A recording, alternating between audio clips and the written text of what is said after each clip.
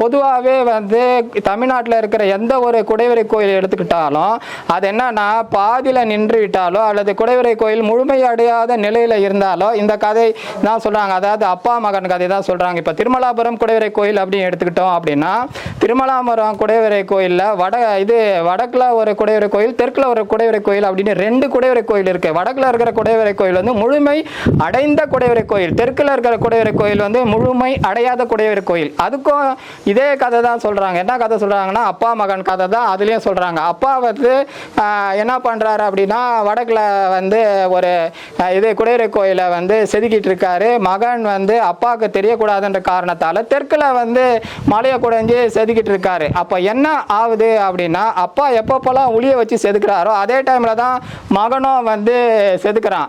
ஒரு டைமில் அவன் ரொம்ப இன்ட்ரெஸ்ட் எடுத்து அப்பா செதுக்காத டைமில் செதுக்கணும்னா அந்த சத்தத்தை கேட்டு யார் ஒருத்தர் எதிர்ப்பாக எனக்கு வந்து செய்கிறாருன்னு சொல்லிட்டு என்ன பண்ணுறாரு, அப்பா வந்து பார்க்குறாரு. அந்த சிற்பி வந்து பின்னாடி திரும்பி செதுக்கிட்டு இருக்காரு. அந்த கோபத்தில் என்ன பண்ணுறாரு, அந்த கையில் இருக்கிற உளியால் அந்த மகன் சிற்பியுடைய தலையில் வந்து வெட்டிடுறாரு. வெட்டினோன்னா அவன் கீழே விழுந்து அப்பா அப்படின்னோன்னா தன்னுடைய மகனை தான் நம்ம கொண்டுட்டோமே அப்படின்னு சொல்லி அவர் வந்து வருத்தப்படுறாரு. ஸோ திருமலாபுரத்தில் இருக்கக்கூடிய தென்பகுதியில் இருக்கக்கூடிய குடைவரை கோயில் வந்து பாதியில் நின்று போனதற்கும் அப்பா மகன் கதையை தான் சொல்கிறாங்க.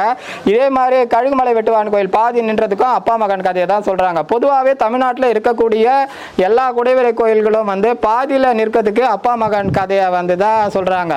ஒரு அப்பா மகன் வந்து ஏற்படக்கூடிய அந்த கதையில் ஒரு சண்டையில் வந்து ஒரு குடைவரை கோயில் வந்து பாதியில் நிற்காது. ஏன் அப்படின்னா ஒரு குடைவரை கோயில் கட்டுறாங்கன்னா அது அரசர் சம்பந்தப்பட்டது, மன்னர் சம்பந்தப்பட்டது, பல்வேறு சிற்பிகள் வந்து ஒன்றாக சேர்ந்து செய்யப்படக்கூடிய ஒரு வேலை வந்து அப்பா மகன் சண்டையில் எப்படி வந்து நிற்காது.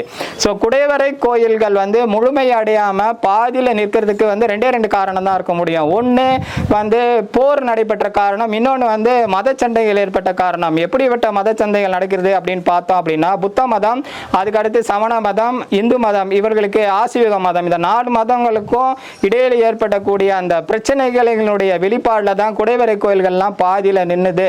ஸோ குடைவரை கோயில்கள் முழுமை அடையாமல் இருப்பதற்கும் இந்த கழுகுமலை வெட்டுவான் கோயில் முழுமை அடையாமல் இருப்பதற்கும் இதுதான் காரணன்றதை வந்து நம்ம மனசில் நிறுத்துவோம்.